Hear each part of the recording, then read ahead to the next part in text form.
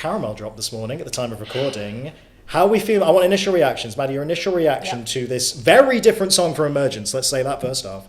I mean, it was jaw drop. It was full. I literally put it on when I was in bed. Like the first second I woke up, I was like, Alexa, play Caramel by Sleep Token. It was like 6 a.m, and I just couldn't comprehend it. Like it's quintessential Sleep Token. It's very different to Emergence, but it's the collision of styles. I mean, we'll get into the lyrics, but it's a real deep one. There's a lot to unpack, and there's a lot that people will be unpacking. But yeah, it's perfect. It's the perfect second drop from the record, I think. Yeah. I think it's the flip side to Emergence, and it works, and it's incredible. It's once again, it feels how Emergence, you could tell that they're like, you could feel the pop sensibilities, and they've done that more with this. But then the last minute is just blast beats. Yeah. And like proper, like howls, which and the faster and more aggressive it gets, which, as for me, I love when it makes sense, like the combination of that, and it flows in such a nice way that for them to push the heaviness on what is a very heavy tracking across the board, like from the beginning, but actually go, well, we are gonna do a bit of a pit swell moment as well. Just feels amazing. And this is a band which just they don't care what anyone thinks of them. Yeah, and I love that. And they will continue to push and pull a perception of what this can be. And they're a conversation starter. Yeah, 100%. More than anything. I like what you said about how it's got that through line there, because that is something in obviously the special edition mag that's out right now. We all contributed to that. I chatted for my piece with a bunch of music experts. It was like lecturers, composers, conductors, from all across the spectrum. And something they all kept saying was about Emergence primarily. They stay on that same harmonic line. So all of Emergence kind of stays in like around E minor. So even though they're moving between genres constantly, it sounds like one together really coherent thing. And then you get to Caramel, it does the same, right? Trap beats up top and like real kind of poppy hooks and all this stuff. Big kind of soaring, more rocky chorus. The clever bit, and he's a clever boy, Vessel, it's really, really clever. The one bit it drops and goes completely discordant with all the blast beats is after that line, I thought I got better, but maybe I didn't. Yeah. That is just, I mean, we'll get into the lyrics here, but like, what a brilliant little bit of dramatic flair and just letting your lyrics shine through in that very, very clever way. It's the one bit that catches you off guard. Maddie, obviously in your piece for the mag that we just did, very much focusing on that lore and talking to the fans directly and all that kind of stuff again. I mean, this is very much a clear message to the fans in these lyrics. The most personal lyrics in arguably that Vessel's ever delivered, which is unexpected, but God, all the more powerful for it, I'd say.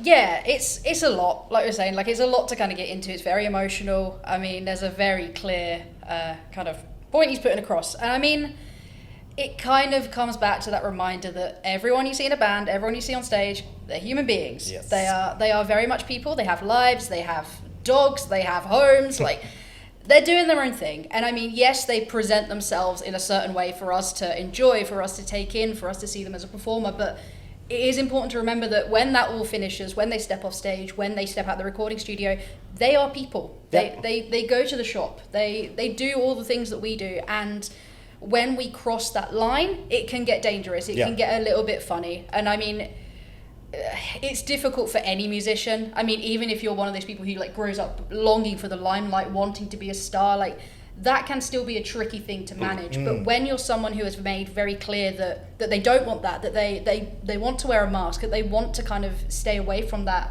when that line is crossed, I think it becomes even more tricky because there's a very clear boundary set there and it's being overstepped. And I mean, being a fan is one of the most exciting things in the world, one of the most important things in the world. Like, we're all fans first and do our job second, and that's very much informs what we do.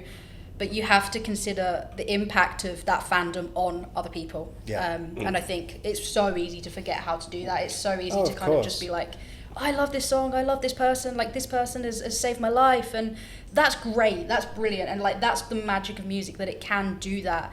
But we have to remember the people behind that, the people behind that feeling, people behind the music. And I think that's what this song's all about, really. One very positive thing that's come out from him, I mean, it's a great message and a great conversation starter, but like, I like to see across the board that bands aren't afraid to talk about this anymore, whether it's, Bad Omens completely leaving all of their personal social medias away from the kind of metalcore space, but, Waterparks wrote literally an entire album about this very, very subject, and it's not going to go away, but, like, as long as people keep talking about it and just remember where those boundaries are and where they should be, there's nothing wrong with being enthusiastic, but we all know where these lines get crossed. Well, no band makes art with the intent of getting massive. Sure.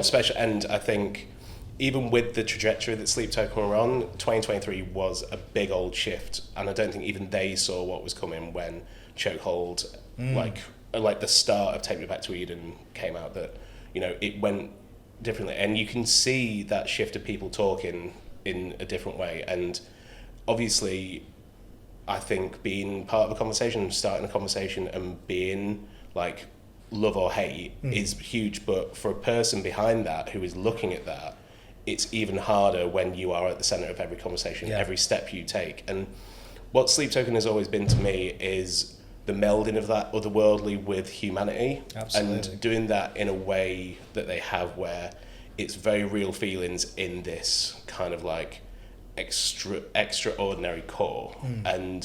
But this is the realities that you can hear in this, that Vessel, he never wanted people to be like talking about them in this way. This is very personal to him, and the fact that that personal aspect is being questioned at each turn, and that him opening himself up and bleeding on these pages is like up for discussion.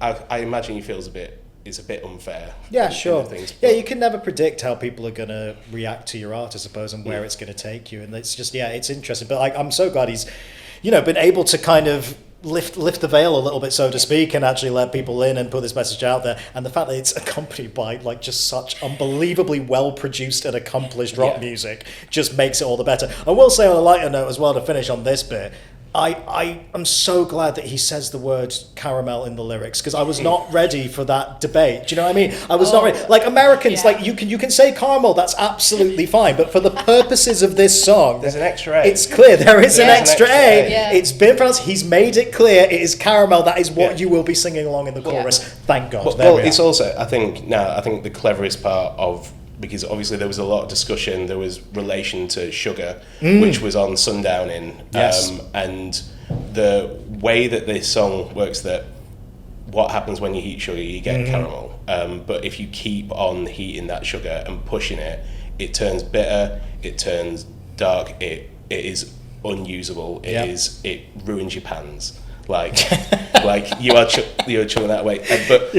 But using that as a thing, something so sweet and so lovely, but then how quickly it can go wrong. Absolutely. And how quickly it can deteriorate into something, which is shown. There's a lot of deterioration in this song. There's a lot of potential for disaster. Absolutely. If we don't do it. No, I know you made a really light point, but then I was like, it's worth mentioning. It's worth mentioning. I'm going to take it. It's a serious subject. It's worth mentioning. I'm taking it right back into the depths. I like that. We'll swallow in the depths of the... It's going to be fascinating when the album comes in full as well, to see how many more moments there are like this, because it feels like we can constantly flip between the character-led narrative stuff and then have some really deep personal moments as well. It's going to be very exciting. On the Download main stage, there is so much space to do anything. But this is a band which uses minimalism to full effect, and I think the fact that they are going to have so many lights, and it's just this incredible set of musicians just there,